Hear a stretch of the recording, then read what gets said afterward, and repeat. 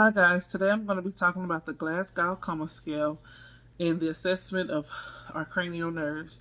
I'm going to first begin with the Glasgow Coma Scale, which assesses a patient's level of consciousness.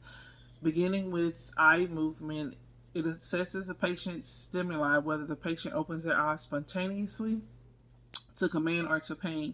It assesses on a scale from 1 through 4. Verbal responses, it assesses a patient's orientation to person, place, or time. If the patient's confused, no response at all, or assessment to pain on a scale of 1 through 6. Motor response, it assesses a patient's movement to a verbal command, to localized pain. I'm sorry, I have to read off a little bit. Flexion with withdrawal to pain, and normal response, and it assesses that on a scale of 1 through 6. 15 is the best that you can get. Less than 8 means comatose, and 3 means unresponsive. Now I'm going to talk about the assessment of cranial nerves. Beginning with cranial nerve 1, it is olfactory, which is smell. First of all, I would come into the patient's room and address myself and ask the patient for two identifiers, which would be maybe name, date of birth. And I would ask the person, do they know where they are, what today is, or do they know what the time is? Then I would start by assessing cranial nerve 1, which is olfactory and its smell. I would have the patient close their eyes and pass something like an alcohol pad under their nose and ask them, what do they smell?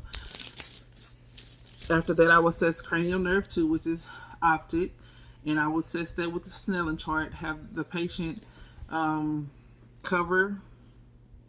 with covering one eye, starting with I think you see that the third or fourth line, and ask them to read what they see, and then I would have them cover the other eye and do the same thing. The third cranial nerve is oculomotor, which assesses perla and pupil restriction. I would turn off the light and have my pen light and have the light move from peripheral to the front, with the patient continuing to look ahead to assess for pupil equal round reaction and accommodation. And that's cranial nerve 3. You also check cranial nerve 4 and 6, cranial nerve 4, which is trochlear, and cranial nerve 6, which is abducens. You check those together because they say 3, 4, and 6 make the eyes do tricks, which is cranial nerve 4, trochlear eye movement, cranial nerve 6, abducens. Then I would check cranial nerve 5, which is trigeminal. I think I'm saying it right. Yeah, trigeminal. Yeah, trigeminal, and that's assessing a patient's sensation with soft and sharp, and having the patient clench their teeth.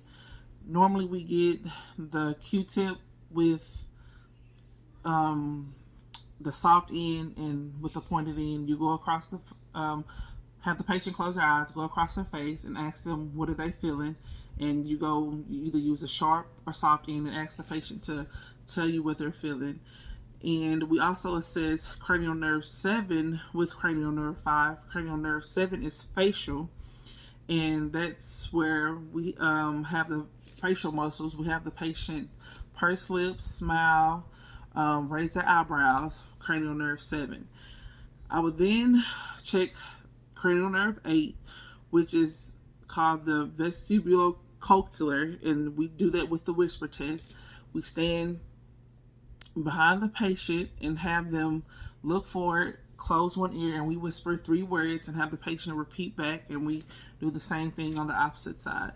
I would then assess cranial nerves 9 and 10 together. Cranial nerve 9 is the glossopharyngeal. Cranial nerve 10 is the vagus, called vagus. Cranial nerve 9 and 10, we check gag reflex, and we have the patient to say ah. I would then check cranial nerve 11, which is the accessory nerve, and that checks for motor control head movement, where you place your hands on the patient's shoulders, have them shrug, and then you would place your hand on each side of the patient's face and have them turn their head kind of resistant into your hand.